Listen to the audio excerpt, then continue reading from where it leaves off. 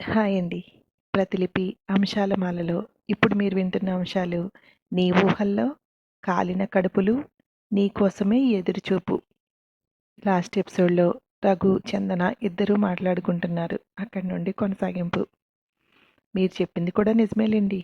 కానీ పిల్లల గురించి అమ్మకు తెలిసినంత ఎవ్వరికీ తెలీదని నా అభిప్రాయం.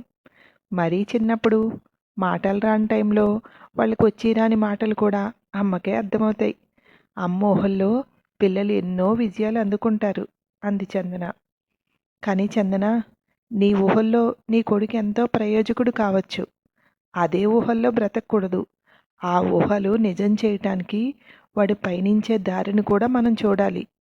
పిల్లలపై మన ప్రభావమే కాదు, మన చుట్టూ నివసించే వారి ప్రభావం, స్కూలు వాతావరణం, ముఖ్యంగా వాడి స్నేహితులు, ఇవన్నీ వాడిని ప్రభావితం చేస్తాయి. వాడిని కూర్చోబెట్టి నీ ఊహల్లో నువ్వేంటి అని ప్రశ్నించు. పక్కదారి పట్టకుండా చూడాల్సిన బాధ్యత మనదే. పిల్లలంతా మంచివాళ్లే చందన అన్నాడు రఘు. వాళ్ళు చెడు మార్గాన పడితే ఆ బాధ్యత తల్లిదండ్రులదే. ఎలా పెంచారా మీ అమ్మా నాన్న అని తిడతారు. ఇవన్నీ మాట్లాడుతుంటే వాడిని చూడాలనిపిస్తోంది అంది చందన. ఇంకెంత, 2 రోజులే కదా అన్నాడు రఘు. ఆఫీస్లో ఉన్నప్పుడు తెలియట్లేదు కానీ ఇంటికొస్తే వాడిక్కడ లేని లోటు బాగా తెలుస్తోంది. ఇల్లంతా బోసిపోయింది అంది. తర్వాతి రోజు ఉదయం ఇద్దరూ ఆఫీస్కి వెళ్తున్నారు. ట్రాఫిక్ జామ్లో ఇరుక్కున్నారు. చాలా ట్రాఫిక్ ఉంది. యూటర్న్ తీసుకుని వేరే దారిలో వెళ్ళాలన్నా వెనక చాలా వాహనాలున్నాయి. ఇంచు కూడా ఖాళీ లేదు కదలటానికి. ఒక అమ్మాయి కారు దగ్గర నిలబడి విండో దగ్గర కొడుతోంది. తైల సంస్కారం లేని జుట్టు, తిండి లేక చిక్కిన శరీరం చూసిన వెంటనే జాలి గొలిపేలాగా ఉంది.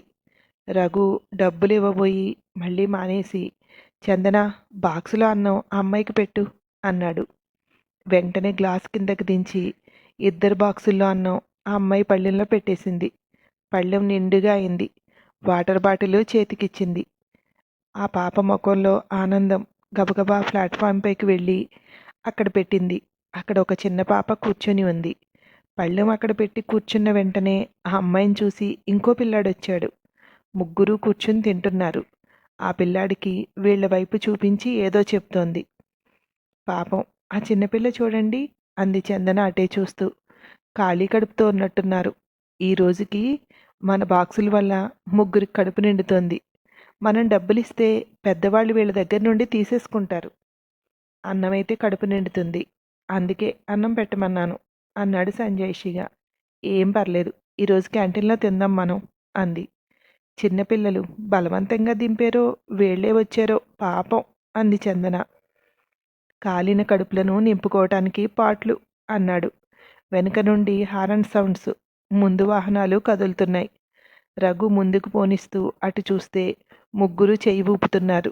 ఆ రోజు సాయంత్రం ఆఫీస్ నుండి వచ్చాక వాళ్ళ అమ్మకు ఫోన్ చేశాడు రఘు. నువ్వు బయలుదేరుతానని చెప్పావు కదా, రేపు శ్రీను వస్తాడట. సుధా వాళ్ళ అమ్మమ్మకి ఒంట్లో బాలేదంట. ఆవిడ సుధాని చూడాలని కలవరిస్తున్నారట.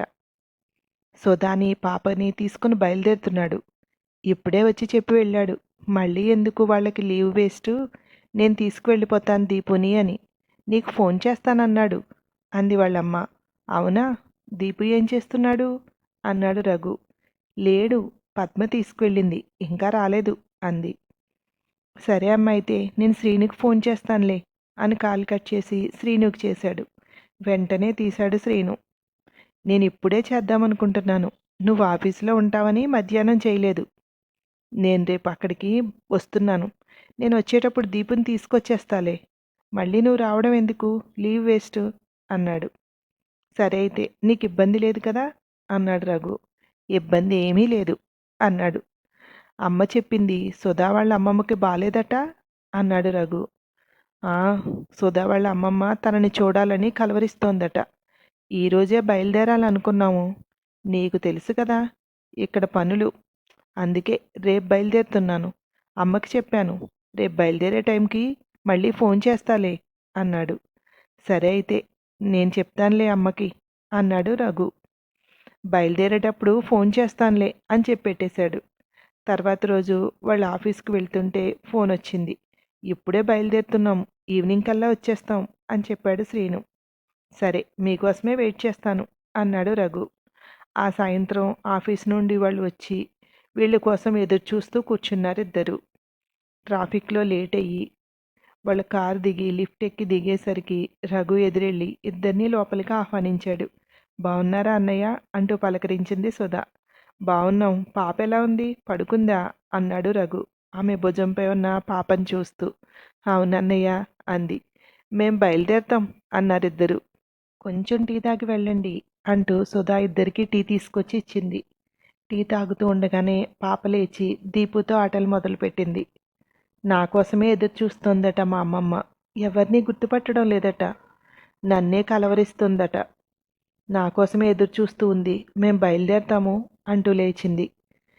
పాపనెత్తుకుని బయటికి నడుస్తుంటే, శ్రీను ఫోన్ చెయ్యి, ఆవిడెలా ఉన్నారో అన్నాడు రఘు కూడా వెళ్తూ. ఇక దీపు కబుర్లకు అంతే లేదు, చెబుతూనే ఉన్నాడు అక్కడ విషయాలన్నీ. వెళ్ళిన 1 గంట తర్వాత ఫోన్ చేశాడు శ్రీను. సుధాన్ చూసి గుర్తుపట్టారు. పలకరించి పాపను చూపించమని తన మెడలో గొలుసు పాపకు వేసి కన్ను మూశారు. సుధా కోసమే ఎదురు చూసిందా ప్రాణం అన్నాడు శ్రీను. ఆ తర్వాత ఏమైందో మరికొన్ని అంశాల్లో విందురు కానీ. Thank you.